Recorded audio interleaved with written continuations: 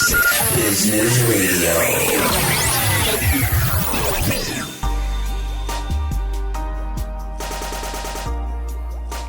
Hi everybody, or hi friends as I say sometimes. It's Elliot Browne, Essex Business Radio, and I'm here with a new friend of mine, Paul Mumford from PM2 Media. How you doing, Paul? Thanks for having me. No, thank you for coming in. And as I said just a little bit before we started recording, Yeah. you make me a little bit nervous because you've got way more experience in this area than me, which we'll come back to in a little while. All right, none intended. Just sit back, relax. Oh, I'm okay. gonna put my feet up. Yeah. And we'll talk about the feet in a minute It's as meant to be well. a fireside chat, isn't it? Yeah, exactly. That's absolutely right. So PM2 Media is a fairly new business for you, right? Yeah, probably about maybe 2.5, 3 years old. Yeah, okay. And PM2 Media does what? We make videos for corporate clients, social video. Yeah. And we also teach people how to make their own. Yeah. And then we do all the social content marketing that goes beyond that, even to building websites. Yeah, great. Okay, and this is something that's sort of happened as you've gone along your journey, as we sort of found out as we had a little bit of chat before the show. And what a funny journey it's been. It's been a very interesting journey by the sounds of it, and we're going to find out a little bit more about that. So we'll come back to the business sort of a little bit later on. All right then. Because I know you've had what you said. How many careers? You said you're on the fourth career. Yeah, I would say so. Yeah. And the most exciting out of all four of those right now, obviously. No, they've all been exciting for different reasons. And do you know what's really weird? Even though some of them aren't very related to each other, yeah, I can look back now at all the things that I've done and say all those things have helped me to do what I'm doing now. Absolutely. That's wouldn't absolutely be possible true. without it. Definitely. So even though they're not related, they kind of are. Yeah, definitely. So going back, let's go back. All right, how far back we going? How far back do you want to go? I don't know. I go back a long way. So what we like at school? What we like at school, Paul? Okay, all right. So that was I hated school. Little fitness. We were talking about this, right? Fitness is a big part of it. And we're going to talk about that, obviously, sure. and the shoes, the trainers. Everyone talks about the shoes. Listen, we've got to talk about that. But on the fitness side, you were saying that your mum was still surprised that you became a PT and into the fitness. So when you said you were fat at school, were you fat? Fat. Hated PE. Yeah. And I used to do anything to get out of doing cross country. Do you know what? Now I do it for fun. Really? Yeah, I love it. Do you know what? When I've never been into football, never been into rugby. No. And I've talked about this quite a lot over the years. But when it used to come, when it was winter time, and all the guys are out playing fucking rugby and football and getting wet and muddy, I'm like, fuck this. I was in the toilets next to the heaters, about three of us. We were in there, and it wasn't because I wasn't big or anything. I was always quite slim. I just didn't want to fucking play it, to be honest. Isn't it? It interests me.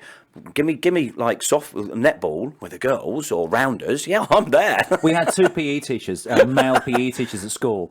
I can't remember the name of one of them, but the other guy was called Mr. Nichols, and he was a young Welsh guy who was obviously mad into his rugby. Yeah. Rugby was his sport. Right. And obviously he was pushing all the kids in that direction. Yeah. And the ones that he loved were the ones who were really good at rugby. Yeah. Not me. Yeah.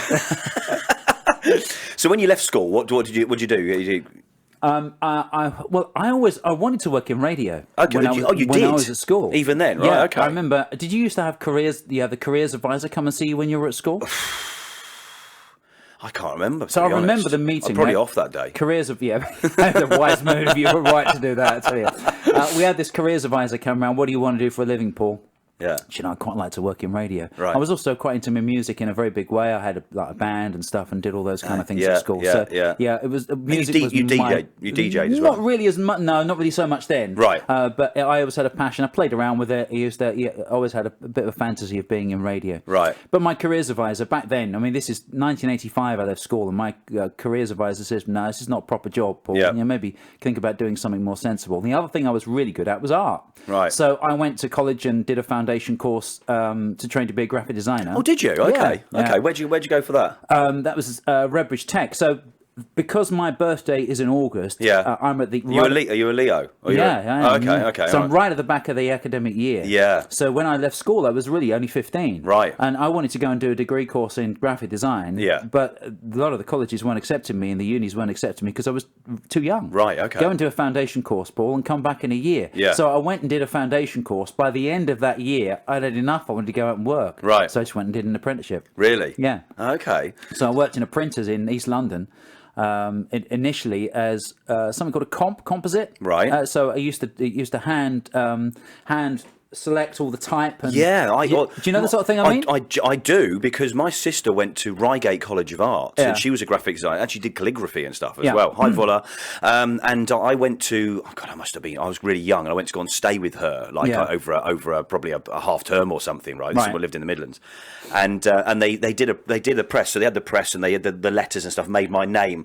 And for years, I still had them rubber banded together that they'd given me from the college. So I went and spent a couple of days with her. So I know exactly what you mean. Shit, that's technology. That's old technology now, really, isn't old it? technology, yeah. And there weren't that many people still doing what was called letterpress. Back then. Is that litho? Print? Is that right? Yeah, that's right. So by the time I left there, I'd worked there for 10 years, and by the time I left there, I built a graphic design department. I had staff under me. Right. But it was never really my love. I was never really passionate about it. And creative, got a proper creative mind, though. Obviously. There's a creative stream through everything that I've done. Really. Yeah, for sure. So when you left there and you did, what was the next move to sort of was this career one? Yeah. Yeah. And obviously, while I was doing that, tandem with that, I was a DJ. Yes, you were saying, and you were DJing. Go on, tell me where you used to DJ. School, I worked in a record shop. Right. Then one of the guy used to come into the record shop who was a DJ, and I got friendly with him. Yeah. He said, "Oh, you should come along." So I went along, and he worked for an agent, and he used to work in clubs and stuff. Yeah. So I just sort of got into it that way, and really enjoyed it. Yeah. And then, so I can't remember how it happened, actually. Someone said to me, I can't remember who it was, a friend I had from, I don't know how, she started doing traffic news on the radio. Okay. And she said, they're looking for people. Do you want to go and have a go? Yeah. And there was this company in London, which was called Metro Networks. Right. And they used to provide all the traffic information, the traffic news for all the regional radio stations. So were you like the eye in the sky? I was. Yeah. Yeah. So I did it on the ground for a little while in Centre Point, in the centre of London, on Tottenham Court Road. Yeah. And then an opportunity came up for me to do it in a plane. Yeah. So I spent Very cool. I spent 3.5 years in a plane doing traffic news. Very cool. That was cool. Did you enjoy it? It was a DOS. I'll tell you what, this was a really cool part about it, because we'd fly for 2 hours in the morning. Yeah. Out of Stapleford Airfield, which is not far away. Yeah, from just where down the we road. are now. Down the road. Yeah. So we'd have 2 hours in the morning and 2 hours in the evening, breakfast and drive. Yeah. And obviously, if the weather was pants and we couldn't fly, sometimes we'd get lie-ins. Oh, really? So we'd get a phone call from the pilot saying, we can't go up. I remember one pilot we had, he would either, this really dull voice, and he would either phone up and say, it's flyable, or it's not flyable. Just like that. But if I get a phone call at like 5, 6 o'clock in the morning, whatever it was, and the cloud base was too low and we weren't flying, I just rolled over and went back to bed and got paid for it. It was amazing. Excellent. And this is why I was saying I'm not that I'm really nervous, but obviously you've got a hell of a lot more experience in sort of, this is classed as soft media, right? Is this soft media? This is soft media. Yeah, that's not soft media, but this soft porn, which is a different thing. Yeah, I haven't got involved with that just yet, but you never know. Well, I probably have in some levels, but not professionally. Let's move on. But yeah, so you've been in that sort of arena for many years then, really, on the media side. Yeah, so I ended up one of the stations I was doing the traffic news for. How long ago is this? This is late 90s. Okay. So one of the stations that I ended up doing traffic news for, their breakfast presenter phoned me up once. I'm leaving. I'm moving on to other things. Yeah. And then the next thing I know, his boss was ringing me up and said, "Do you fancy doing a breakfast show?" Really? Yeah. So I've got to ask you then, because when you put your headphones on, obviously you leave one slightly off. What's the reason behind that? I mean, I'm learning here still. Obviously, we're like 13 shows in or whatever it is. 12, let's say 12. But so what's the reasoning behind that? Do you get a better sound? For me, I like it's just personal preference. To be honest with you, if I'm working in a studio and playing music along with what I'm doing, I'll have both ears in. Yeah. But because we're just talking, I like to feel like I'm partly in the room and partly on the mic. Do you know what I mean? Okay. It just makes it more. It's just a habit. Yeah. It's one of those things I like to do. Yeah, it's interesting because obviously I just sort of stick them on and then so I suppose I'm then immersed in the sound and the sort of quality of the show, I suppose. Isn't and it? also I'm partly deaf in one ear as well, which doesn't help. That old one. So career 2 then, or 3? Were you sort of 2 or 3 careers then in the radio side? So you're eye in the sky, so to speak, and then presenting a breakfast show. Yeah. So I did 1, 2, 3 breakfast shows. I ended up covering loads of shows for different stations. I started on a station called SGR Colchester. Okay. Which is, funnily enough, in Colchester. Yeah. Then I worked for another station in Chelmsford. Yeah. Got poached to go and do breakfast there. Did that for a little while. Yeah. Ended up doing. I hated that, by the way. It wasn't the right fit for me at that station. Right. It was that, Why? What was it? That? Just politically wasn't a good. Okay. A lot of politics in media. Yeah. Especially when you're doing breakfast radio, because you're the shop front. You're the most important show on the station. Yeah. So it comes with a lot of pressure. Yeah. And I just didn't get on with me, that station. There were a few dynamics within the staff and stuff that just didn't quite work. So I decided to walk away. Right. And it was at that point that I thought, well, what else can I do? And I was, by that point, not to make too big a story of it, but I damaged my back when I was up in the plane. Right. I spent quite a little bit of time in hospital. I burst the disc in my back. Don't tell me you don't want to make much of a story of this. This is like a big fucking story. Well, how did you damage your back in the plane? Hitting my head on the roof of the plane. Really? Yeah. I think that's what it was. Right. Too many times as you get buffered around in turbulence and stuff. Okay. So anyway, I burst a disc in my back. So I spent a bit of time in hospital. Right. A bit of time in sort of rehab and physio and stuff. Yeah. And that kind of got me turned on to the idea of strengthening my body and doing, which wasn't really a big thing in my radar at that point. Yeah. So you hadn't gone into the fitness side of life at that stage. Not at this point. No. So, were you still rotund, or were you sort of? Did you sort of? No, I wasn't rotund. I wasn't looking after myself. I was smoking and drinking, and just sort of living that 20-something lifestyle. Thinking I'm invincible. Yeah, of course, as you do. We've all been there. Hey, he's still there. It's got a few years to go yet. Yeah. So I came out of that radio station, decided I needed a bit of a change, started retraining as in fitness, and then doing you're in stations. And, this is quite nice. I quite like this because I could go and do a station. You were in control a little bit. Yeah, sure. Then I got offered another gig. And I did breakfast in another station for about 18 months. Worked at 18 months of a 2-year contract. Yeah. And by the time I got to the end of that contract, I was already qualified as a PT. I already had clients. Right. So I was doing a breakfast show in the morning and seeing my clients in the afternoon. Yeah. They wanted to switch me. They had a bit of a management shake-up and wanted to switch me from breakfast to drive. Right. And it just didn't fit right with me. Okay. And by that point... So what breakfast show started what sort of time? 6 till 10. Okay.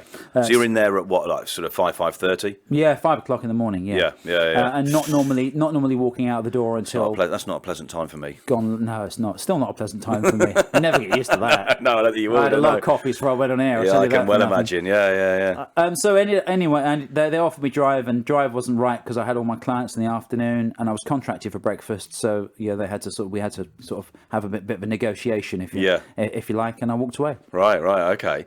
And then so you then sort of went full into on the fitness side of things, on the PT side of things as well. Yeah, I had a bit of money. I could sort of plough into sort of setting up a business and making that work. Great. Well, listen, we're going to take a very short break, and definitely want to hear more about the PT side and the fitness side and the shoes and the trainers. Back to the shoes. Great stuff. Always amazes me how fast the fucking time goes when you do these things. Oh, I know. I mean, that's like 15, 16 minutes. When I do my thing at BBC Essex, literally we're at 10 minutes and it flies by. And every time I do it, I think, what, is that it? I'm just getting comfy. Yeah, that's it, yeah. It does get past. So sound all right? All going well? Yeah, we're doing all right. Good. All right, so let's find out about the on the fitness side. I do want to talk about trainers because it was just a funny thing that sort of come up when you sort of came in. Let's do that. That's what I don't mind talking about. I want to. I'm going to get a fucking pair now after taking the piss earlier on. Hey, listen, there's one of your clients. So we should be doing it. Should we get them on? Yeah. No. Do they feel weird when you first start wearing them? I mean, they do. Because do you get to a point where you've now because you've been wearing? Joe, we'll talk about this in a minute. All right. Yeah, we'll talk about this. Don't spoil it. Yeah. Oh, excellent, love it. Oh, so hey, we're still on as well. Oh, hey, how you doing? So anybody that is watching, this is the first time that we've recorded through. So you've got one here. Oh, we got them there. So Let's carry on this one at the moment. So this is the first time for anybody that's watching where we've recorded through what in essence is our break, and we've got 3 camera angles. As anybody that's watching through YouTube or on the app, Essex Business Radio app as well, we'll obviously see this. So and I think some of the best stuff. Although we were going to go into that then, and we're not going to now. I know you held back, didn't you? But yeah, there's some great stuff in those breaks. There's some great stuff in those breaks. It's going to be quite interesting moving forward. Yeah, it's really funny. In fact, there's some politically incorrect stuff that goes on as well. Fuck it. Maybe you should have a video of just the breaks. Well, I think what we actually said last night was in the breaks, we probably will do some outtakes, those earlier ones. Yeah. Or some of the earlier ones when we'll do it, and we'll just do some of those clips and sort of just use it as sort of content, really. Be quite funny. Yeah. And we'll come to you for sorting out the videos as well, obviously. Yeah, I should hope so. So, what happens with your videos now? How do you do them? Well, it's all done on recorded on there at the moment. Yeah, on Anycam, and then I'm just going to upload them up to. We were going to mess them out with them, but we're not going to. We're just going to whack them straight onto YouTube at the moment. But how can you do it? There's got to be some editing involved because you've got 3 cameras. It's all done on there. Oh, okay. So I'm flicking through. So he's flicking. Oh, so you're editing it live? Yeah. Okay. Right. Yeah. Fine. Yeah. So we've got the bottom third is it called, that comes across with your name and stuff on it. So he'll flick lower third. So he'll flick those on. We've got the logo in the top left-hand corner, I think it is. Okay. And then he flicks between the cameras as we're doing it. So. Yeah. But the good news is with this is we can be with this software.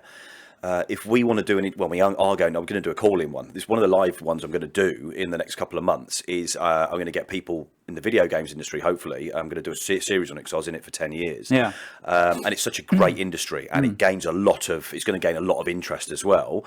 We can get like 5 or 6 different people on their phones, and the phone then gets used as a camera angle through the app. Oh, awesome! So which would be That's very good. very cool. I'm going to stick a layer on. Yeah.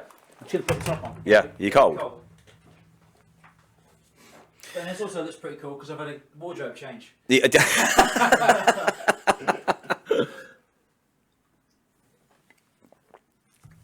Yeah, it's also when you're doing the videos, it's good to set the camera in a position that you can edit for square. Yeah. Instagram and Facebook works better in square rather than 16:8. Well, this software is designed so we're going straight onto Facebook. Yeah. Oh, okay. So it's set up for it. Yeah. So it literally can you crop it on that? So we don't need to. It does it automatically, so it sits there really well. We actually did the first 2, but because we hadn't had the new broadband in at that stage, we were getting like fucking 15 meg or something. It's ridiculous. Because it was. We're now like getting 250, 300 or whatever and something. But because of the way these work and obviously the data, we were getting about 7 minutes in, and it was just buffering. Yeah, no, it was just crashing. It was switching off. Yeah. Whereas now, because we've got the about 50 upload, we can do this live on Facebook, and we can just do it with the camera angles and everything. Works really well. Brilliant. So so you're streaming this? We will be doing, not this one, but we'll do. In the future. Yeah. We're going to do another couple of practice now. We've got the new broadband in, but yeah, why not? Brilliant. So yeah, well, cool. Yeah. Right, we're ready. Yeah. Oh, of course, we haven't got to do the camera angles. We're just recording. Yeah. So let me know when we're going. Yeah. 3, 2, 1, go. We're back again. It's Elliot, Essex Business Radio, Paul Mumford from PM2 Media, which is your media company, video based. Listen, we were going to talk about the fitness side of things. Yeah. So the story had got to you getting into the fitness side and becoming a PT and having clients. Yeah. Yeah. What was that business called? What was that at the time? Was there a business name? Was it not just really. you? It started off as being just me, but as it grew, I grew it into a business. Yeah. And then that's when I set it up as a limited company, which was Mumford Phys Ed. Okay. And there's a story behind Mumford Phys Ed. Go on. You know the film Beverly Hills Cop? I do. Right. So in the film, Eddie Murphy's wearing a T-shirt, which says Mumford Phys Ed, as in physical education, which is apparently from a college in the States somewhere. Okay. And it was their school T-shirt. Right. So you saw it. Someone bought it for me for Christmas. Because obviously that's my name. Yeah. And then I turned it into the name of the company. Yeah. It just kind of made sense. Yeah. So what was your thing then on the on the PT side and the physical side. So what did you have anything you did particularly different from anybody else at the time? We're going back, how many years are we going back now? 15, 16 years ago. Okay. I've always... wasn't a flooded market then particularly, was it, to be nowhere fair? near like it is now. Yeah. I always gravitate towards doing things a little bit differently. I've always been looking playing at footsie with you then. Yeah, I got that. I was trying to pretend I didn't feel it, but you brought it up. Now I'm a bit embarrassed, to be fair. Don't be, it's okay. It gets far worse. As long as it worse. doesn't get any further than that. Yeah, I know I've only just met you and stuff. So anyway, I'm always a bit of a think of sort of outside the box and think about doing things slightly differently. Of course, yeah. And I get that, which is why I'm asking what the difference was. Yeah, cool. Go on. And I always felt back then that the fitness industry was lagging behind and still looking at the old way of doing things. Now, I always kind of gravitated towards and looking to a different way of doing things. Yeah. So when new bits of equipment came along, I was very interested. Okay. And then I got involved with a company called FitPro. Anyone who works in the fitness industry will have no doubt have heard of them. Yeah. And then because of my background in media and in radio and stuff, I ended up writing articles for them. And in fact, I had a column for their magazine for quite a long while.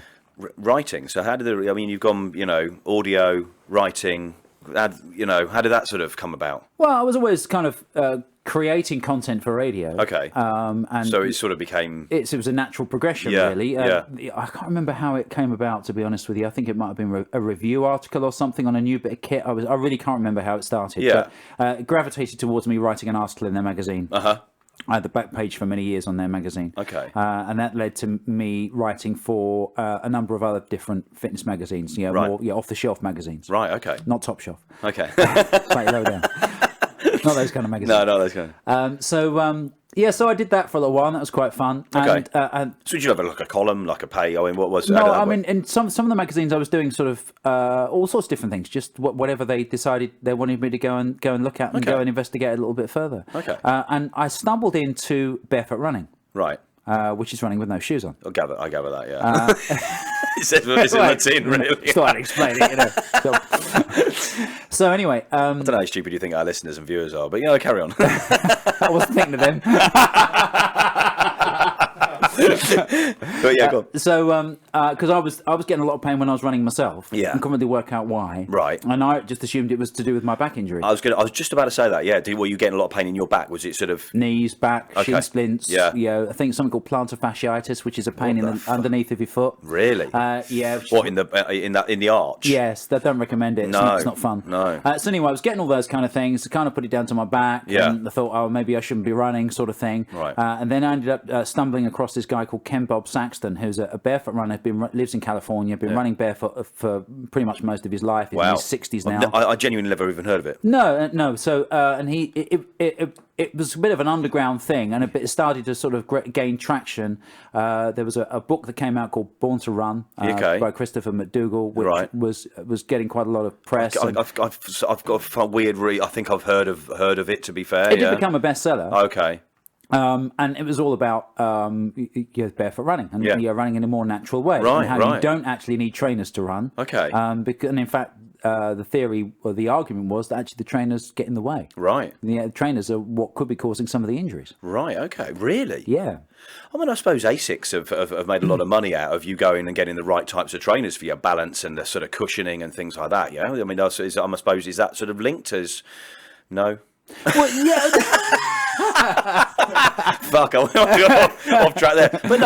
But there's running companies, isn't there? You're on bike trainers. They go and test how your foot rolls and things like that. So you're saying that potentially the trainers cause more grief than, we're not designed to be wearing trainers, are we? You're right. You hit the nail right on the head. So you're talking about running on concrete, on tarmac, with barefoot, yeah? Yeah. Listen, we've been running as a species for millions of years. Of course, yeah, and they weren't always running on soft grass. You never see cavemen in Nikes, do you? Well, not that many. No. For millions of years we were running quite happily barefoot on lots of different terrain and probably harder and rockier surfaces than for sure. You or I are used to. I mean, to be fair, in the summer, when the weather's good, I like to be barefoot. Yeah. I actually, you're not supposed to drive barefoot, and I wouldn't, of course, obviously do that. But I do. I spend a lot of time barefoot in the summer. Yeah. And I do get it. But your feet harden up, don't they?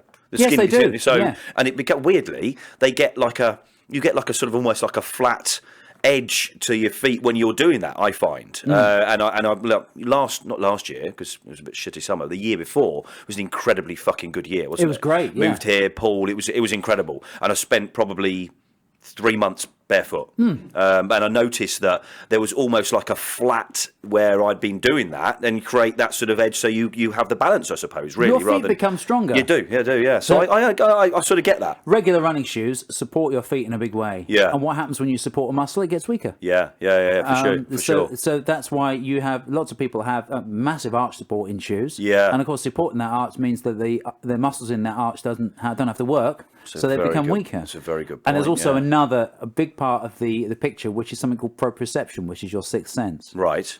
So proprioception is your ability to understand where you are in space without actually having to look. So if I close my eyes and put my arm out here, I know my arm's there. Yeah. I don't have to look at it to see it's there. Yeah, sure. Because I've got lots of nerve endings that are telling me that it's there. Yeah. You use proprioception to parallel park. Right. And the theory is, I don't know how much of this is true, but the theory is that the reason why traditionally women are worse at parallel parking. Yeah, I was going to say that, but I didn't want to bring it up, to be honest. But go on, carry on. Comes back to sort of when we were cavemen. I'm not being funny. Lots of people can't parallel park, can they? No, but it's about perceiving that space without actually looking at it. And just knowing how big the space is for your car. Yeah. That's proprioception. Right, okay. And you've got thousands of nerve endings on the soles of your feet. Yeah. And they're all there because you spend the majority of your time standing on your feet. Yeah. So you need lots of nerves there to tell you the rest of your body what's going on. Yeah. But if you put a whole great big wad of rubber between your foot and the floor, you're muting a lot of that information. Hey, listen,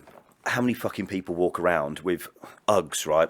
One of my biggest hates, and I do apologise, everybody, if you're an Ugg lover, but I'm not. I fucking hate them. With you. And how badly? I mean, it's not as bad now because there's not so many around, admittedly. But when it was a big thing a good few years ago, who thought that was a good idea? By the way, I'm not being funny, right? They're a fucking awful fit. The amount of teenagers and kids that were wearing them, and I'm seeing girls walking around with they're rolled over, they're worn.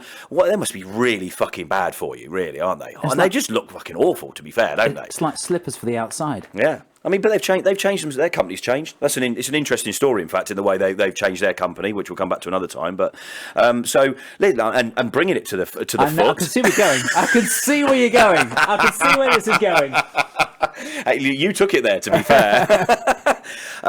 Show us your feet. Show us your foot. Because this is actually a client of yours as well, yeah? Yeah. So one of the people that we look after, one of the companies we look after as PM2 Media is called Barefoot Junkie, and they sell these. So anybody that's listening to this podcast can't really see it, but we're going to explain it. So, and you may well have seen them. It's like a foot glove.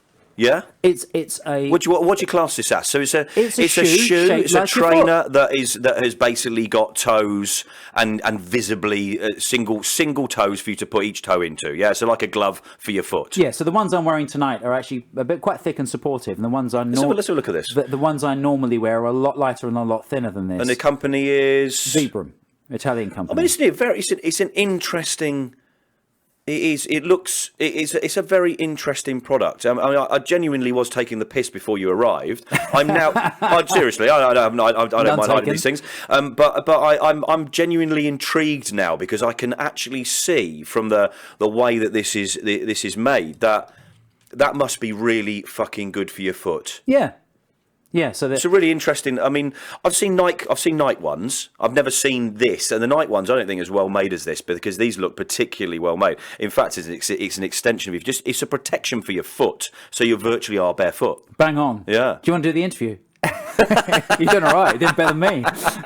Essentially, they just protect your feet from the elements. Yeah. But that's all they do. They let your feet do what they're supposed to do. Yeah. They let your feet move naturally, and that includes having. For those of you who can't see this, I've got individual toe pockets on these shoes. Absolutely, yeah. So they literally look like a foot. You've got 5 digits. This is a really good reason to check out YouTube and go and check this video out. In fact, actually, because it's a good product, and we'll do some links about this product. So it's quite interesting. But your toes are important. Really important. And so the barefoot running and things. I mean, when this was obviously years later that you came across this, but I'm assuming because you were interested in that when you saw this product, that you straight away you were like interested, like that's the fucking product I want to wear on my foot.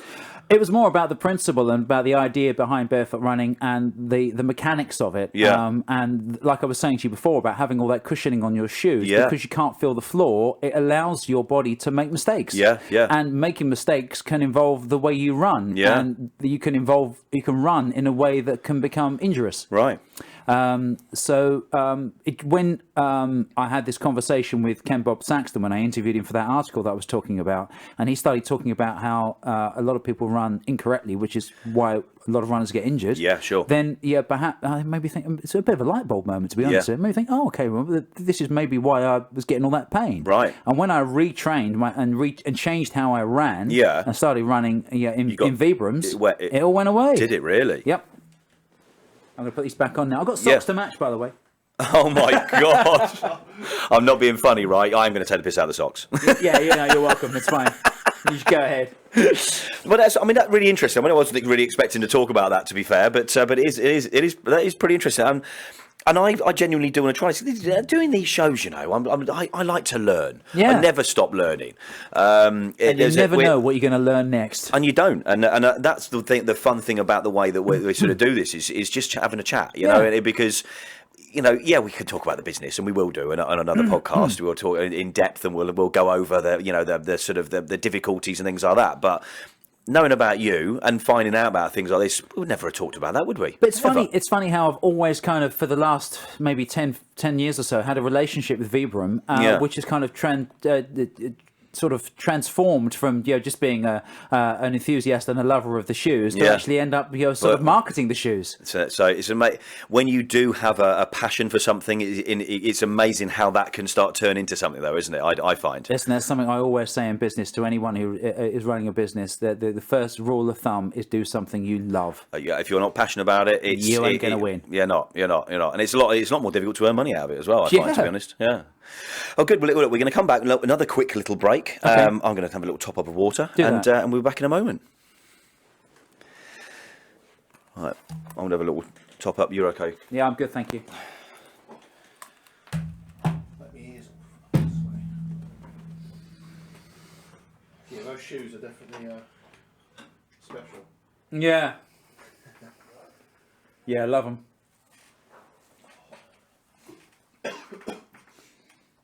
And there's another company called Viva Barefoot. There are a few companies that make sort of what they would class as barefoot shoes, but Viva and Five Fingers are the only ones that've got the individual toe pockets. Right.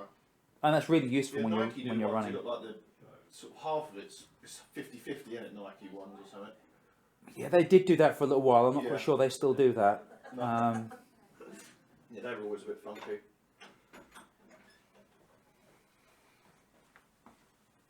So is this your home as well? Is this where you live? Yes. Right. So this is a nice little set. It's a lovely house. The house is through there. 800. Well, this part of the house here is about 800 years old. Newer. The main house dates back to Doomsday Book. Oh wow. Yeah. 800. But I think the oldest. And the rest. Yeah. Doomsday Book was it? About 800 years ago. So first taxes basically Doomsday Book, wasn't it? Yeah. In essence, council tax. Pretty much, yeah. Yeah. How long have you been here? Year and a half. Nearly 2 years. March. Not long at all. No, March. March. Year before last. Yeah. My house is old, but I mean nowhere near. My house is. Well, this is the old forge. So this is. I can get that. Yeah. Work that out. Yeah. It's fantastic. Yeah. Love it. So where have we got to before we sort of went off subject? You were taking a piss out of my shoes. I was going to move on to the socks, actually. It's amazing, actually, when they're talking, how much of a dry mouth you can get, isn't it, when you do these? Yeah. But you talk all bloody day, normally, but it's doing this, it just seems to be very different. It's intense, isn't it? I suppose it is, yeah. I'm very comfortable with you, actually, but I tend to be quite comfortable with everybody I talk to. But, that's good. But I'm pleased about that. It's nice to know. Yeah, how are we doing so far? Yeah, fine. Good. feel like I'm fucking got reporting. How are we doing? Just give us a little like tick box afterwards. How do you do today? The important work is in the edit. Yeah. We don't really edit that very much. Well, that's the important work you're not doing.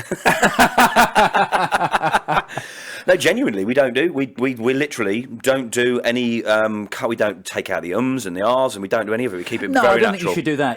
You should make it natural. Yeah. But I would wonder whether you might actually get a bigger audience if maybe you had a shorter version and a longer version of the same thing. So maybe like a 20-minute edit of something. Yeah, maybe. Because the problem is with media and social media is we're fickle. Yeah. And straight away you can see how long the thing is. And when you look on Spotify and see that you've got just over an hour's long podcast to listen to, you might have bollocks for that or listen to that later. Yeah, I mean, we will be doing shorter stuff that is more business related as opposed to these. These I think So we're going to do some 7-minute ones that are going to be like fucking points on things to do for business, whatever it may well be. Yeah. So we're going to have those popped in between, and there's going to be other people that are going to be putting, because obviously the whole point of Essex Business Radio is that it's actually a platform, and we're going to get other people's podcasts to come on, and we'll just get their RSS feeds and put them on there as well. But that's good, because all those shorter ones will drive traffic to your longer ones. Absolutely, yeah. So that's the plan. But yeah, I absolutely get you. You are right. There need to be shorter ones as well. But yeah, listen, it's good. It's a learning curve, isn't it? It all is for sure. So we're going to record again in a second, aren't we? So everybody's watching. This break hasn't been quite as interesting. It's not been very exciting. Sorry, I'm boring. You are definitely not boring. That is for sure. Okay, I don't dance or anything. Sorry. Don't you? No. But you just DJ'd. Oh no. Did you not dance? A man of a certain age don't dance. Fuck off. Oh, mate, I'm like this in the car, everywhere. Yeah, that's why I don't dance. So what's your sort of favourite music? What are you into? Oh, all sorts of things. Do you find though that when the music that you grow up with is kind of the music you always tend to gravitate towards? I love all new house music. Okay. Like I'm passionate about listening to brand new house music all the time. What kind of music what was playing in your house when you were a kid? Holy shit. Motown, Beatles, Bee Gees. Okay. So we're going to be talking disco. I disagree with you because house is a natural progression of disco. I was just about to come to the disco side. Yeah. So there was quite a bit of disco which I loved. And Motown. And Motown. So yeah, there's a lot of the soul, because I like a lot of soulful house. There's a family tree there, isn't there? I suppose there is. Yeah. But there was a lot of Beatles early days. Okay. Which I suppose transcends a huge amount of different genres of music, really, with the different stuff they did. But yeah, but house music is my big love. I mean, we listen to house music podcasts all day in the office. In fact, if it's quiet, I don't fucking like it. So I'm slightly on the spectrum. No, I'm the same actually. I think I always have music on. Yeah. If it's quiet, honestly, genuinely, I get really uncomfortable. I don't know whether I get uncomfortable. It's nice to have a little bit of silence sometimes. Yeah. But I've always got music on the go. Yeah. I can't work in silence if I don't need to. What do you listen to? All kinds of things, really. And like I said, I've got a very, very broad music taste. My CD collection behind there would tell you I've got a very, very broad taste in music. I love looking at people's CD collections. You find out a lot about people. Really, really broad. Yeah. I mean, there's a lot of head candy, but I mean, aside from that, the normal CDs, there's a huge variation. Yeah. So I do enjoy it, but I don't listen to it that much. This way I tend to look at it is that the other sort of music that I don't like, other than house. If I was in a right environment, I would maybe stick on a Saturday morning and stuff. My life isn't like that, really, to be honest. But if it was, and I had the family and the things like my Keans here and stuff, I might stick on something different. Like, I don't know, I can't think of anything right now, but I'd stick something different on, not house. No. But I don't have that lifestyle, really. I've had times where it's like that, but... Yeah, so I don't really do it so much. Yeah, so with me, it tends to... So I grew up kind of... My dad, my dad's not with us anymore, but So my brother is 10 years older than me, so my brother's 60. Yeah. So when I was growing up... I have to say, you've got great skin. You look great for 50, man. Thank you, mate. Good, really good. Yeah, thank you. That's very nice of you to say so. On a radio station. No bugger can there see are me. videos, actually. They're all going to see this bit as well. I look fantastic. Look, he reckons I look fantastic, all right? What's your regime? Luck. Yeah, so my brother's 60. So growing up, I was listening to a lot of prog rock and stuff coming out of his bedroom. Yeah. But then my dad was a massive jazz fan. Right. And the music I always tend to gravitate towards is jazz fusion. Really? Which is a fusion of rock and jazz. Isn't that funny? Wow. Okay. So as I've got older, I've loved people like Frank Zappa and Herbie Hancock and Billy Cobham and all those kind of people. So I don't know that at all. I don't really know the jazz stuff. But then also, apart from going to Studebaker's in Birmingham many years ago, that was a great jazz club. Yeah, totally. Christ, that's a long time ago as well, going there. But we used to get free tickets to go in there because I knew people in Birmingham, and that was good. Who did you see? I have no idea. I'm talking when I was like 18, 19, so 25, 26 years ago, 27 years ago. Couldn't tell you. Okay. Couldn't tell you. But they were good nights, and we were smashed by the time we got in there, to be Absolutely. fair. But really good. And the atmosphere was incredible. Yeah. I mean, actually, if you think about it, there's nowhere that sort of matches that sort of atmosphere, really. Quite old school in a way, wasn't it? And it still is. Yeah. Still is. But then you can't. I've obviously got massive respect for bands like the Beatles and the Beach Boys and all those innovative bands who came out of the '60s. Yeah. And you can't not have a love for that kind of music because it's kind of the birth of so many other different things. Yeah. But then obviously I used to work in clubs, so I like club music as well. Yeah. And it just depends how the mood takes me. Just a lover of music, full stop. Totally. Yeah. Yeah. We better start get back on the podcast again. Sure, See, there's a lot of bonus in the video. Bonus material right there. Right. Yeah, absolutely. 3, 2, 1, go. So we're back here with Paul Mumford, Elliot Browne. Well, I'm Elliot Browne. This is Paul Mumford. Just to make it clear. Yeah. With Essex Business Radio. So we were on the third or fourth career. I mean, you've said it before, Chris. You're losing track already. I have to be honest. Yeah, but it's quite interesting because I've had a massive variation in my life as well. I mean, there's probably been a good 3, 4, maybe even 5 careers in my time. So, I think it makes you a very rounded person doing different things. I was just about to say exactly the same thing. It does. Having an outlook like that doesn't restrict you. You're unjudgmental, I find, and I think that you're definitely, from a few comments I've made, you're very easy to talk to like that. I do like unjudgmental people. If only you could say it. And if only I could. But don't you find that though? Do you find you ever judge people because of that? No, not really. I do take people at face value. Yeah. But there used to be a time, certainly in my dad's generation, where you had one career out of school and out of college, and that was it for life. That was it for life. You became an engineer, basically. Pretty much. That's what my dad did as a trade, actually. Yeah. But now it's not like that now. No. And I think you're right. It does make you, as you get older, a more well-rounded person. I think it's good. And I think, I don't know whether we said this on air or off air earlier on, I think definitely can see that everything I've done in my previous careers has helped me to do what I'm doing now. Yeah, absolutely. And I couldn't have done what I'm doing now without all that other stuff. Yeah. We're writing. We were talking about writing a little while ago, yeah. And I know you've written a book. We were talking about this before. How did that come about? Tell me how you got into writing a book. That was a really funny thing because I was writing these magazine articles, and then I had a bit of downtime in my PT career. December is always a quiet month in fitness, and I've been playing around with a few sort of fitness challenges on social media and just experimenting with social media, really. Which is we're talking in what, 5, 6? Would you say 5, 6 years ago? 5, 6, 7 years ago, or something like that. And as we said before the show, social media was very fucking different then world as well. Then, wasn't it? Massively totally different world. So you could make quite an impact. You tell me, because you made an impact when you didn't realise you were going to make an impact. I know. I explained exactly. If only it was like that now.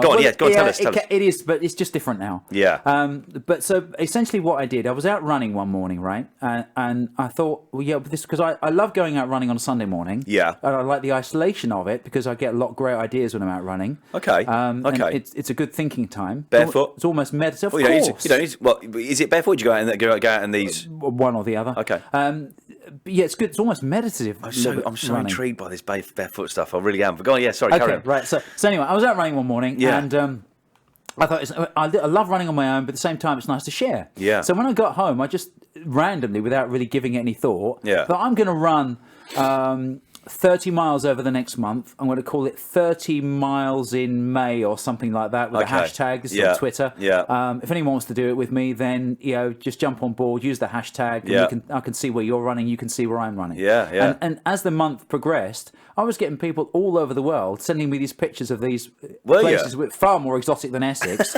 of all these different places where they were running and stuff. Yeah. And then by the end of the month, I had a footwear manufacturer come on board and contacted me and said, "It was a great idea. It's been nice to be involved," sort of thing. So this is okay. This has got some legs. Yeah.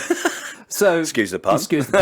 So I did a few more similar challenges, not necessarily around running, just different things. And over time, it sort of gathered traction. And then in the December time, as I said, it was quiet. I thought, I wonder how far I can take this. I was just literally just playing around with it. Yeah. So I came up with this idea called the Accumulator, where I had a 30-day workout plan. Day one starting with one exercise, and every day add an exercise on. So by the end of the month, you're doing 30 different exercises over the course of the month. Sure. And the workout got longer. So I posted a video on YouTube, and I recorded all these videos, got them all ready in the lead up to Christmas. Posted this video on YouTube and said, right, this is what I'm going to do. I've got a Facebook page set up. Come and sign up and get ready. We'll start on the 1st of January. Yeah. At this point, it was just experimental, no charge or anything like that. And then 1st of January came around. I had all these people ready to go because people had invested in it, and it had a great impact. And then by the end of January, people were saying to me, "Oh, you do it again, we'll pay you." So I thought, business idea here. Hello. Ding. Yeah. So I set up a website, monetized it, and started charging people to do another one. And I did 2 or 3 of them. And it wasn't. It was still pretty much under the radar. Okay. And one of the editors of one of my magazines. Doesn't sound like it's under the radar. If you got these people, but I wasn't. But it wasn't huge. I wasn't heavily marketing it and throwing a load of money at it. Let's put it that way. Yeah. And then one of my editors, John Shepherd from UltraFit magazine, rang me up and said, "Love this accumulator thing you're doing. Yeah. Why don't you write an article for it and we'll put it in the magazine?" Yeah. And the UltraFit, it's not around anymore as a magazine, but it was an international magazine. So it's potentially quite a lot of exposure for this little idea. Yeah. So I thought, all right, we'll give it a go. So the article went out, didn't really get a lot of impact. I had a few sign-ups off it, but not as many as perhaps I might have hoped. Yeah. What I did get was a phone call from Bloomsbury. The book guys. Yeah, the people who published Harry Potter. Big publishers, huge publishers. We love this accumulator thing. Have you ever thought about writing a book? Yeah. And I'd like to think I said to you before. What did you feel like when that happened? I was like, what? Like chin, floor. Yeah. Well, you would do, wouldn't you? I've got Bloomsbury on the phone. That's my wife. This is bloody Bloomsbury. I never really thought about. I know some people have ambition to write a book. Yeah. And that wasn't really on my radar. Yeah. But I'm the sort of person who says yes to everything and then works out how to do it afterwards. I'm a bit like that myself, to be honest. I said yes. Yeah. And then works out how to do it. I thought, right, how am I going to do this? So anyway, the steamroller started rolling, and we had a publishing contract, and at the same time, how many words was this book? Oh Christ! I can't remember that. I mean, when they spoke to you, do they? Is that what they do? Do they tell you how many sort of words you've got to do? Really? Yeah, pretty much. So we had to negotiate a contract a little bit because I immediately thought, well, I can tie this into the online plan. Yeah. So hopefully that will gather more traction for the thing. So I started. I pretty switched on, aren't you? Oh, I think so. So I threw some money into it, trademarked the logo, and did all that kind of stuff, and got someone to put a website together for me. Sure. So by the time I started writing the book, that was all ready to go. Right. I had 6 weeks to write the book. Really? Yeah. Shit. Yeah. But you by the sounds of it, you can write anyway. So was it difficult? Yeah. Was it? Well, it didn't help the fact that unfortunately my dad passed away during the writing process. Sorry to hear that. And he had motor neurone disease. So really? He was a sick man. Oh shit. That kind of stalled the thing a little bit. So I went over deadline on that. But even so, without that, it's a hard thing to do. Yeah. And it's a discipline, you know. I don't know that I could. Well, I'm sure I could, but yeah, go on, carry on. There's a big difference between writing an article, which might be like 5,000 words, to writing a book, which it could be like 20, 30, 40,000 words, you know? Yeah. It's a lot of planning involved. Yeah, absolutely, yeah. But anyway, book got written, photos got done, book got published, and then we're off on that little train. Yeah, and your book's called The Accumulator. The Accumulator. Okay, and that tied in really well with the business as well. And obviously, you planned to do that when that sort of came up, and that was. But the book, as we talked about before, is not a big money maker. No, I mean it's different now because if you self-publish, you have a little bit more control. Yeah. But obviously, this wasn't, and it's very, very difficult to go to a publisher and say, I've written this book, have a look. Yeah. I was just very fortunate that they approached me and they love the idea. Yeah. So I just got to be thankful that it worked out that way. But no, it's not a big money spinner. But like I said to you before, it's the best business card you'll ever had. It opened so many doors. Yeah, sure. And I gave a lot away for nothing. Yeah. But as a result, it got a lot of people onto the program online, and it sort of led to other things. The book still sell? But yeah, the book you can see is still available on Amazon and all good booksellers. So it's called The Accumulator, by the way. It's a little plug there. And so that's what, 5, 6. 4 years ago. 4 years ago. Yeah, 4 years ago, pretty much in January. Yeah. Right, okay. But you don't do the PT. You don't do that so much now, really. Yeah, I do. I mean, do. It's still part of my life. Okay. I've still got clients that started with. Okay. Oh, really? Yeah. Okay. And they're pretty fit then, I'm assuming. Yeah, but they are. Yeah, but some clients come and go because some clients come to you for something specific. Yeah. I do quite a lot of injury rehab now, and obviously a lot of it's surrounded around the whole barefoot running thing. Yeah. So I have clients who do that. What? So these guys go barefoot running as well? Oh yeah, exactly. I've got a lady, Dawn, who's she's 65 and she goes. Hi, Dawn. Barefoot running. Hi, Dawn. She's fantastic. Yeah. 65 really barefoot good running. advert for me. You would not think she's 65 in a million years. Really? She's a super fit lady, but super determined. There's got to be something in this. I mean, if you look like you at 50 and she's 65, maybe we should all be barefoot running. Do you know? Yeah, there could be something in that. You're right. So anyway, I'm still doing a bit of that, and I don't think I'll ever stop doing it because I enjoy it. But like I think we said earlier on, the fitness industry is flooded now with everyone's a blooming personal trainer. They are. And I think we said they're all younger than me, which makes me sick. They aren't barefoot running though, mate, are they? They're not. It's a good point. So then you got into by chance. Got onto the marketing side of things as well. Yeah, we're coming full circle now. Yeah, it's funny how that happened because the book won an award, like an innovative business award. Yeah, and part of my prize was to be linked up with a marketing company. And then this marketing company came on board, and I was working for them with the Accumulator. The guy that I was working with left the company, but he's now my business partner. Right, okay. So we just got on like a house on fire. Yeah. And because of all the videos that I've been making for the Accumulator, we started forming this business, which actually turned into a video marketing business. Really? Yeah. And which is a massive thing, and we've talked about this before. It's a big thing, isn't it? The video side for businesses, for anybody wanting to promote themselves. The more people that have got smartphones and video cameras effectively in their pocket, the more demand there is for video. And as social media grows, then it's just the way market forces, isn't it? It's just the way everyone wants to consume content. Yeah. So and it's the two Pauls. Yeah, so my business partner is Paul Martin. He's had 20 years experience in marketing, whereas obviously my background is in media and presenting and video and stuff. It's a perfect marriage. Yeah. And so and this is this business now is in PM2 Media is what 3-4 years old. About 3 years old, yeah. Okay, and how's that changed over the last sort of few years? Because things have changed quite a lot in the sort of marketing media world. I think, hasn't it? It's become easier to market market your company, market yourself. How have you seen that change over the last 4 years? It's become easier in some respects. I think you have to think a bit smarter because the market is a lot more flooded. The more people there are on social media, the harder it is to cut through. So you have to be smarter in the way that you do it. Yeah. And very much think about who your target audience is. Yeah. And I think that's something that a lot of particularly new businesses miss. Yes. They think they can just throw content out there and hope it sticks. Listen, you've got to know who your target audience is. Really, haven't you? It's age-old marketing. I mean, that's what we were doing in radio. It's almost going back to basics in a weird way. I mean, I paid quite a lot of money, a couple of years ago to understand marketing a little bit because it wasn't my background. I mean, I think I probably had a natural ability to look at things in a certain way. Yeah. Actually, I remember 20 years ago launching an inkjet cartridge range before it became a big thing, and I had to market that and sell it myself and blah, blah, and I sort of did it on a very basic level with no experience, and it wasn't like you could go and find out how to do these things then really so easily. But I wasn't a marketeer, and I can't say I'm a marketeer today, but I did spend quite a lot of money a couple of years ago, and it's amazing what you can pick up, and I pick up things fairly quickly.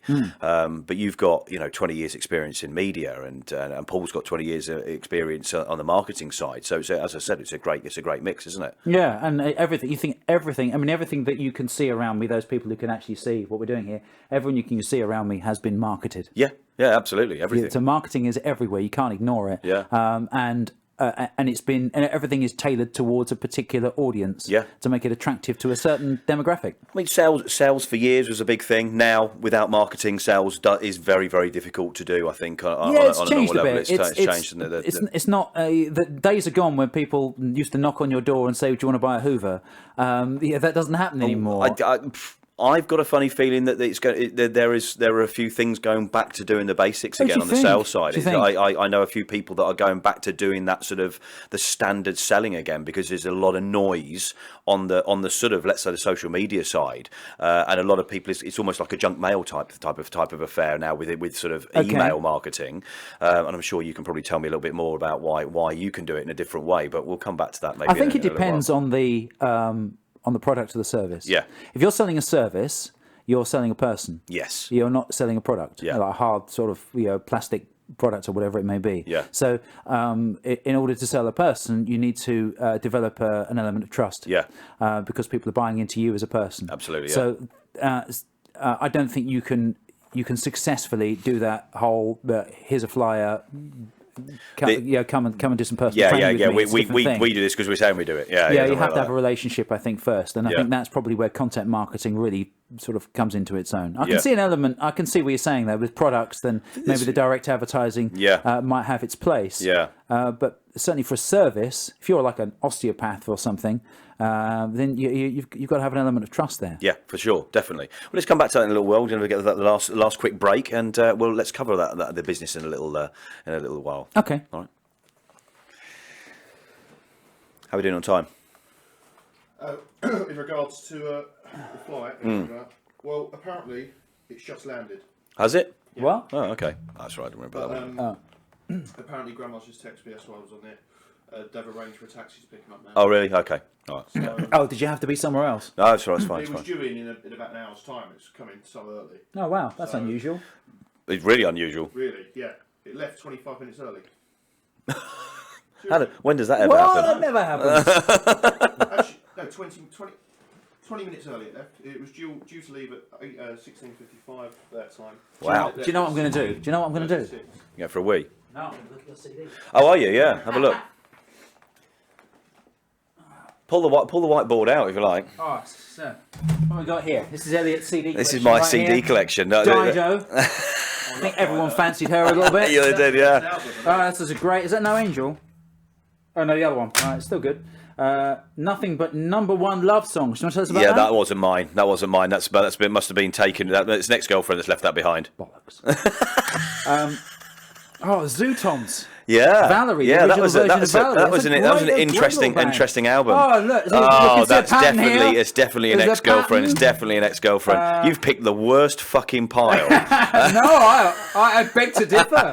A bit of slow jams. There's definitely a theme. Oh my god, love, mate, you have got the worst. Wait a second. Right, so here we go. Right, so we've got the Zootons and Dido.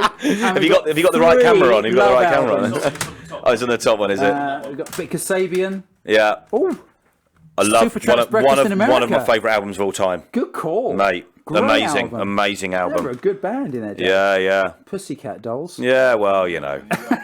Yeah, everyone's loved one mistake. Well, you know. U2. Best of U2 can't go wrong. Yeah, I love U2. Atomic Kitten. Yeah, well, it's one of those, isn't it? I probably stole it. Okay. Akon, we're getting a bit of R&B here. Yeah. Nelly. Yeah. But what's this? Damien Rice. Oh, yeah, I don't really like that album particularly. Hello. Bit trippy. Do you know what? Yeah, it's a good album. It's a good album. What is that? Pump Up the Volume. Pump Up the Volume. Right, so this is a load of stuff like, yeah. Early 90s. Yeah. Let's have a look. So, see if I can. There's no hope of getting that white-green combination without glasses. No, I'll be honest with you. I don't think I can. Wow, no. Definitely not. You have to definitely pulled out the worst pile. Well, that's a pretty varied thing, isn't it? You've got a little bit of indie, a little bit of rock in there. Yeah. A little bit of classic 70s stuff. Yeah, it's an interesting one. Do you know one of my favourite albums of all time? Yeah, go on. Avalon, Roxy Music, 1982. I love that album. Yeah. I love it. There's a couple of tracks on there that are just incredible. It's not a very long album, in fact, but it's not there's an album I know very well of one of theirs, actually. Really? No, I can't. Brian Ferry. Yeah. He was a bit of a crooner, wasn't he? Yeah. And again, very love Or there's a theme. Yeah. That's a sort of. But Avalon, the actual tune itself, that's a candles and bottle of wine job. That one, isn't it? Yeah, probably. A bit of Sade as well. I don't want a bit of Sade. I love Sade. Yeah, it's a good. Diamond Life is a great album. Diamond Life's an amazing album. Brilliant album. Yeah. There you go. There we are. Right, I'm going to put these back, kids. Yeah. That's Elliot's TV collection, part 1. Should have started doing this earlier. We should have done. Yeah. I love that. Spotted a sneaky little Sopranos box set in there as well. Yeah. I've never seen that. Well, you've never seen the series, really? It's all over you. What's going on with these headphones? I don't know why you're finding that so difficult. I mean, I'm not being funny. You've been in the industry way fucking longer than I have. It's like a bloody Rubik's Cube. They're Rubik's headphones. They are, aren't they? My God, have I failed? Is that a test? Yeah, I failed. That's it. That turns it like that. There we go. There we go. Just in time. Oh, that was an interesting little interlude, wasn't it? That was all right, wasn't it? Yeah, I like that. Put that in your outtakes. I like that, yeah. Excellent. So we're on the last 15 minutes on the actual recorded audio show. In the future, I'm not sure which timer to go by. Oh, he's messed up. What do you mean? What you done? No, nothing crazy. This has only gone so far to 41 minutes. Yeah. How weird is that? It feels like we've been chatting a lot longer than that. Because I've taken into consideration the breaks from here, and that's on 54. But we haven't had 15 minutes worth of breaks. Oh, okay. So no idea. Time, which one's accurate? No, well, genuinely, this is pretty good, because when it's done and he's finished, they tend to be an hour 10, hour 11, certain things like that. So. 41 so far.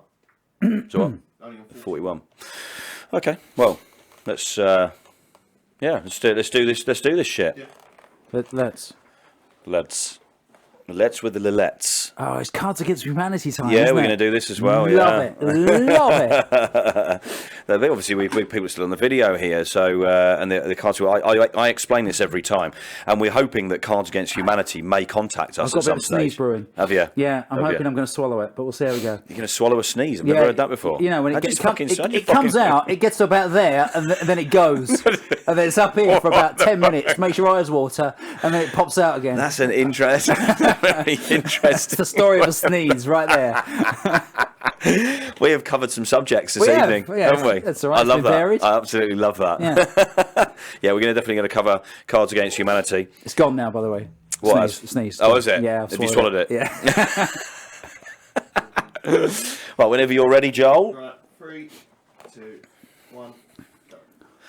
We're having a giggle here with Paul Mumford. It's Elliot Browne, Essex Business Radio still, and we come back after another break. Yep. We're going to cover the Cards Against Humanity in a little while, which you've never played, no? No, this is a new thing for me. So we're excited. hoping that, look, guys, Cards Against. If you want to send us a couple of boxes of these, we're going to be doing this regularly on the show. In fact, we've done it on every single show so far. Where can I get these from? Any good game store, probably. Okay. And bookstores, probably, I would have thought. Cards Against Humanity. This is the red box, so I'm assuming the different ones. I actually bought this, not realising that there's a full version of it, and this is like an add-on. Okay. But so when I did, I actually bought it as a Christmas present. I was buying a few sort of stocking fillers and stuff a couple of years ago. Just sat and then I brought it out when we sort of moved here, and then it just sat on the shelves. And I thought, do you know what? This is a great thing to do. A lot of people do sort of little games and things, don't they? I mean, I do too. Yeah, when I'm interviewing people, I always do a little bit of a warm up. Yeah, you were saying that. So maybe we should start with this, but I'm not being funny because it's slightly politically incorrect. I think you need to warm up to it rather than the other way around. I think you need to get to know the person a little bit first before you bring this baby out. Yeah, but we still fucking do it anyways. But yeah, so I brought this up a few times. A friend of mine told me about this a few years ago, and on alcohol, this is obviously way funnier. Yeah. So you've got the black card where you've got a couple of spaces, it's a question, you've got a couple of gaps in it, it's a phrase, and then you basically fill it in with the white cards. But you do it random. We don't pick the cards. We do that. So we do that in a little while. We'll come back to that in a little while. There's a similar thing called Would You Rather. Are you aware of that? I think I may have heard of it, but no, go on. Yeah, it gives you a couple of options. Like, would you rather have what's it residue permanently on your fingertips, okay, or cry glue? Okay, and you have to come up with a decision which one you'd rather have. Martin Kemp's son, who was on the on Jungle. he was doing it all the time, wasn't he? Yeah, exactly. Yeah.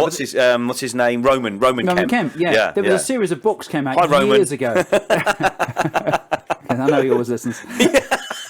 Hey, he could do it at some stage. You know, like that, yeah. Well, no, not yet. Working on it. He's got a pretty cool dad, hasn't he? Yeah, I've got that. Yeah, Martin. Look, I mean, he looks good, doesn't he? but to him, but to Roman, that it's just dad. Yeah, isn't it? yeah. And Mum and Dad, But you see them on Gogglebox, don't you? And they're really close, aren't they? Yeah, I like it's that. a lovely relationship. I love that relationship. Yeah, Yeah, and he's a good-looking bloke, isn't he? Yeah, yeah. Well, both of them. Both of them are. Yeah, good genes. Yeah. So you've got one children. One child? Yeah, one daughter. She's 19. Yeah, 19. You have a good, really close relationship. Yeah, we've got very similar tastes. We've got very similar sense of humour. Yeah. And we've got very similar musical tastes. Yeah. We've gone to a lot of gigs and stuff in the past. Yeah. And things. So yeah, it's a good relationship. Yeah. She's lovely. Cool. I'm a bloody grandfather, Jim. Shut up. I know. How rude is that? Yeah, very rude. Yeah, I've got a 23-year-old. That's a whole other podcast right there. Hi, Reese, who decided to have a son called Reese. Which honestly, Reese, I'm never going to stop taking the piss out of you on that one, to be honest. But yeah, and a 10-year-old as well, a 10-year-old boy as well. Wow, look boys. at you. So you're older than you look as well, aren't you? Yeah, 45. Just turned 45. Oh, perhaps not then. Cheeky fucker. I love that. Brilliant. So anyway, back to business. Yeah, change the subject. So PM2 Media. So we were talking about how that's changed and the sort of the landscape's changed on that side. But listen, getting into the video side of things, on what you do, it's a big part of your business, right? And the sort of video marketing and things. That's a big part of what you do, is it? It's funny how it evolved with the accumulator, and I just sort of learned on the go about how to sort of make videos and how to do it. Yeah. And I mean, obviously, I had that background and that training beforehand, which obviously all helped. Yeah. And so I sort of hit the ground running, I suppose. But I just learned as I went along, and taught myself how to do it. Yeah. And obviously, I was doing a lot of audio editing with producing a breakfast show every morning. You do a lot of that. Yeah. So editing video is not really that far away from editing audio. So it's it's just a sort of progression. I'm going to be picking your brains after all this, by the way. Yeah, feel free. Yeah, absolutely, no problem at all. You can be my mentor in this area, to be honest. And where do you want to take the business? Have you got a plan? I mean, by the sounds of things, you tend to sort of go, as you said, you say yes and then figure it out. I don't. I kind of do have a plan. You must. You do. I think the thing is, and I think we may be quite similar in certain ways like that. I think we probably are. I think you sort of say yes, do it, but you've got an ultimate idea, and somehow, by hook or by crook, you're going to fucking get it there. I think. No, not to a degree. I mean, I'm not like the famous story about Arnold Schwarzenegger, don't you? Which one? So when he was a young man and still sort of a rookie bodybuilder and really not really famous at all. Yeah. He went and saw, and I can't remember the guy's name. He went and saw a famous film star. He went and stayed with a famous film star who was also a bodybuilder turned film star. Right. And this guy who was a bit of a mentor to him at the time said to him, "What do you want to do with your life?" And his Arnie, sort of a young Austrian guy, came from a very, very poor background. His family didn't have an awful lot of money. Yeah, no, that's right. He had a bit of paper in his pocket that said that he wanted to. She wanted to win Mr. Universe. He wanted to be in the movies. Yeah. And then perhaps go into politics. Yeah. What happened? Wow. And he carried that piece of paper around for a long Now time. that's drive.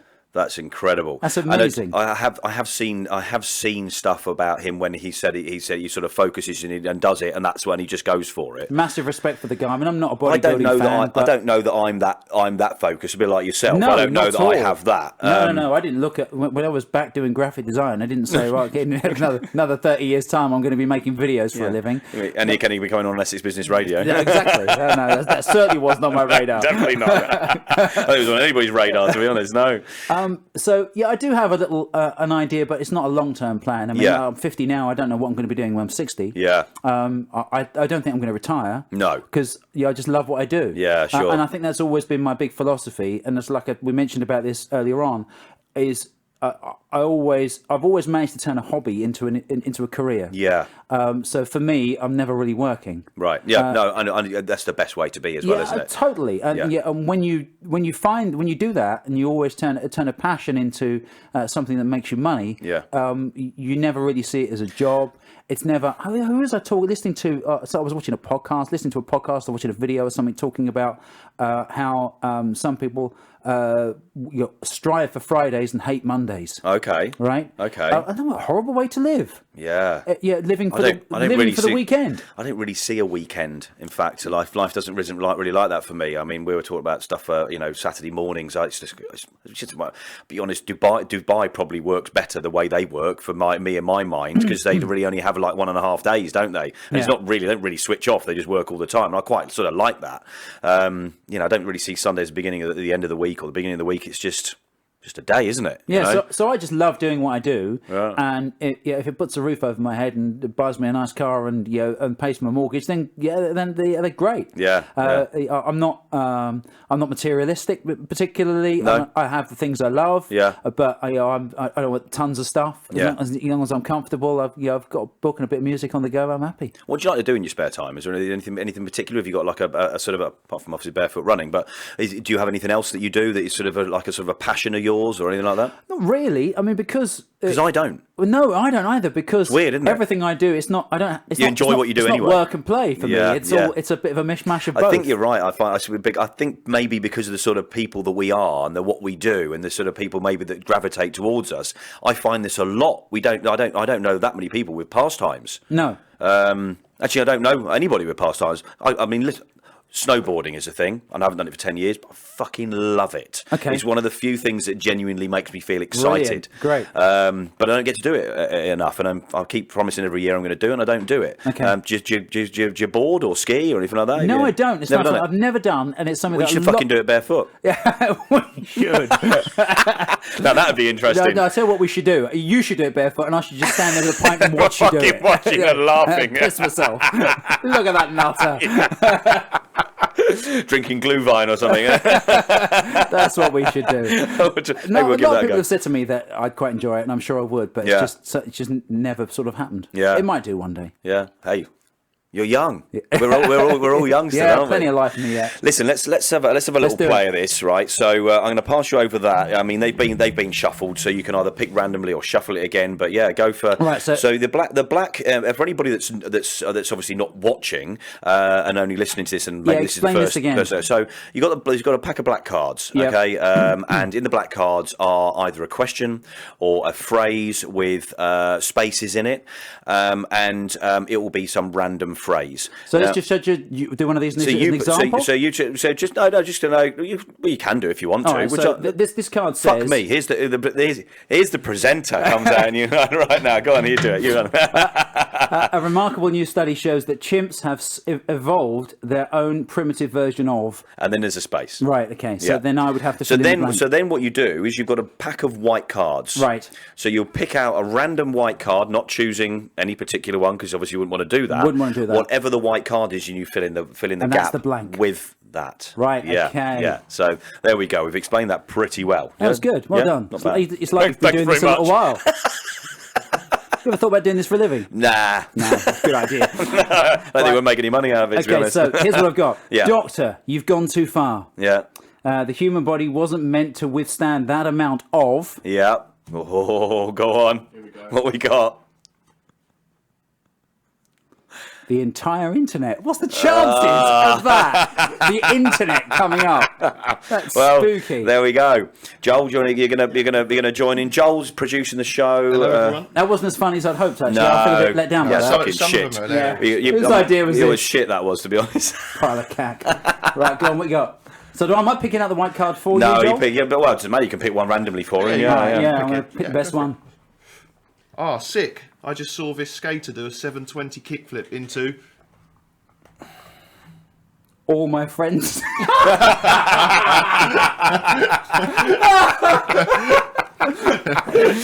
love Can't even it. say it. No, that wasn't it. I haven't finished. Oh, right. Joel, you got to read it again.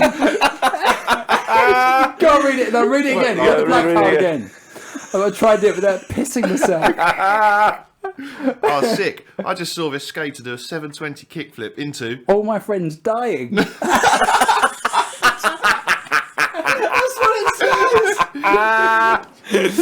right, do you know what? Let's roll it like this one, right? You do the white cards, all right? So I've got two spaces. That's a good idea, actually. I've got two spaces in this one. So Right. Michael Bay's new 3-hour action epic Pits space against space. So we've got Michael Bay's new 3-hour action epic Pits Enormous Scandinavian women. against levelling up. Oh, it didn't work so well. We should have stopped while we were ahead. Listen. We had a really good one there. That was awesome, yeah, that was good. Do you enjoy it? That's a good. I love that. But with alcohol. And friends over. I'm not one for playing games. I mean, I'm not, Christmas and things like that. I'm not one for playing. I can't fucking stand Monopoly. Sorry, Monopoly. But I can't stand it. And I'm not. It's done all right though on its own. It's done all right. Yeah, with the right. Yeah. I don't think it needed me to be honest. I think it's all right. Do you play games? You sort of. A bit of Monopoly at Christmas. Yeah. Yeah, it's always been a thing. Is it really? Yeah. Do you ever do charades or anything like that? Charades. No, that can't even say it. I recommend this. Yeah, and Cards Against Humanity is they're going to be sending us some other packs when we come back and do another one. Maybe we'll make it a bit funnier. Maybe we'll set it up. Yeah, your first sponsor right there. Look at that. Yeah, there we go. So what have you got planned for 2020? I mean, we're into what's the date today? 7th. It's the 7th. It's a very lucky day. My friend coming in on the 7th. Great to meet you. Why is that then? Because I love sevens. Okay. Sevens are a thing with me. I'm sort of infamous for sevens. Sevens are 17. I was born on the 17th, but sevens are always come up through the years. And found out actually my grandfather did exactly the same. So I would fill up the same car. Number? Really joking. I never knew it until about a year or two before he died as well, and he'd done it for the whole of his life, and so have I. But I would fill up the car with like £52 worth, so the 5 and 2 adds up to 7 and things like that. I use that. This is going to be OCD, isn't it? Yeah, a little bit. Yeah, a little bit. Yeah. But no, I don't have to switch lights off 7 times. And anybody that's got real OCD and has a real problem, obviously, I'll feel for you. But yeah. So. Where the fuck was I going with that? 7. Why? Oh no, 7th. So yeah, 2020. So we're the 7th day into 2020 already, and we're having a fucking great start here. Oh yeah. What have you got planned for 2020? What you got planned for this year? Well, we're still working with Barefoot Junkie, a client we've only been working with for a few months. Okay. And that's developing. I'm off next week to film a guy who's been out in Borneo in barefoot running shoes. Oh, cool. In the Vibram Five Fingers. Very cool. Been out there rescuing orangutan. Really? Yeah. So he's going to be an interesting guy to speak to. Wow, that would be very cool. Every month for them, we're going and filming different people who have had different experiences wearing the Vibram Five Fingers. So it'll be interesting to see where that goes. We've got another lady I'm going to be interviewing. Globally, you're going globally. Was this? Yeah, I mean maybe let's see where it goes. But I've got another woman I'm going to be speaking to who's one of the girls taking part in the Invictus Games this year. Oh, really? She's taking part in Vibram Five Fingers. Right. So we'll be She's taking part in those. Yeah. Wow. So yes, it'll be interesting to see where that goes. Yeah. And then we'll see how. See what happens. Just go with the flow. No plans. Let's just see how the year takes me. You're holidaying. Anything planned? Yeah, no, nothing planned at the moment. Yeah. Well, I think we're going to go to Turkey at some point for someone's birthday. Right. But beyond that, I don't know. Yeah. We were. I mean, I was 50 last year. Okay. And happy birthday for thank last you, year. Mate. It was a plan to do something on my 50th. Yeah. But that tied in with around the same time that my daughter was going to university. So yeah, that comes with a lot of sorting out, packing all the stuff up, getting her down to where she is in Surrey and all those kind of things. So the birthday celebrations were a bit muted as a result. Oh, were they? So yeah, we might do something this year. Yeah. I'm not being funny. It's a 50th. You can take a fucking year to celebrate your birthday, can't you? Too right. Never stop celebrating, in fact. Celebrate life. Every day is a celebration, right? Every day is a celebration, absolutely. Have you enjoyed coming in here? It's been great fun, yeah. I've been really, do you know what? An absolute pleasure meeting you and doing this. And will you come back and do another show with us? You come, fuck you then. You come back and do another one. Maybe next time we'll do prosecco and shots, shall we? Oh, I think it would be rude not to. Yeah. What would be your shot of choice? Do you know, actually, I have to hold my hands up. You don't drink? I don't drink. Fucking hell, all these people keep coming in not drinking. But am I not fun enough without the alcohol? You are. Well, you are definitely. That's the right answer. So your tea and biscuits then. So coffee and biscuits. Give me custard cream and I'm falling on the floor, mate. We can sort the custard creams out. No problem at all. So listen, you're Essex based. You're obviously from Essex as well. Where you sort of grew up in this area as well? Yeah? I grew up in Barkingside. Okay. And apart from a little spell where I lived in London, I was pretty much been in Essex all my life. Right. Okay. And your family and everything from this area as well? Yeah, well, as I say, Barkingside was where my mum... Well, my mum's quite interesting, actually, because she grew up in the East End of London during the war. Right, okay. So she was bombed out of Custom House during the war, and she used to sleep in the subways during the Blitz and stuff. Yeah, right. Oh, wow, okay. Yeah, so she's got an interesting story. Yeah. You're going to get your mum in then? Yeah. Perhaps not. Maybe not. Not a good idea. Certainly don't do Cards Against Humanity. No, maybe not. Yeah. I'd probably do it with my mum, actually. to be fair. Yeah, my mum's Dutch, so my mum's 85, so that's yeah. No, it's a big difference. So anyway, so she's a proper East Ender. Yeah. But then so I've been Essex all my life, really, pretty much. And your business is based locally as well? Yeah, just near, in between Danbury and Malden. Okay. So where can people find you then? Give us your sort of your Instas, your Facebook, and bits and bits. Obviously around this, the video for people watching this, and around the podcast, we'll be promoting this and obviously putting in your links and stuff like that. But where can people find you, mate? Yeah, so you can Google Paul Mumford and you'll get me and another guy he has fund managing or something. He wrote a book. Oh, and that really pissed me off. That did. Right. Yeah, so I was Google #1 search result because of my book. Yeah. And then he comes along and writes a bloody book. Thanks a lot, mate. See, but your website, PM2? Yeah, PM2media.com, yeah. or you can get my personal stuff at paulmumford.co.uk. Yeah, okay, great. Well, look, and if anybody wants to check that out, you obviously check our socials and stuff like that. You'll see the podcast and posts about this as well. You will come back and do another one, won't you? But not with alcohol. Apparently, yes. Listen, because the whole point of this, as I said to you before, is get to know you a little bit. I want to know about your business as well, and I think I'm sure there's a few tips and things you can give people on the video side of things. Yeah. In fact, I want to talk to you about that side as well, and I'm sure there's some clients on the other side of the business that the Forge Management obviously is our sponsor and completely supports the whole show. And there's some areas there that I definitely want to talk to you about. But absolute pleasure. I mean, there was areas that I'd never even considered we would cover in that conversation. So it's something superb. Good. So somebody who's got way more experience in media than me, I'm pleased that we covered some stuff that wasn't planned. That's good. But no, thank you very much, and I wish you all the best of luck for 2020. Barefoot running, and everything that you're doing, and I look forward to seeing you again very, very soon. Cheers. Thank you very much, Paul. Elliot Browne from Essex Business Radio. We're going to sign off. Thanks very much, Joel, for producing today, as always. Big love to you. He was crap, wasn't he? He was shit. Don't hire him again. Waste of time. Waste of my time. I prefer the other guy. Get him back. Great. We'll have a great evening. Thanks everybody for joining us again. And if you want to check us out, Essex Business Radio on Facebook, on Instagram, and go and check us out, Essex Biz Radio, I believe it is, on YouTube, but that's brand new, so we're going to let you know about that. Thanks very much. Thanks again, Paul. Cheers. See you soon. Bye. Cheers.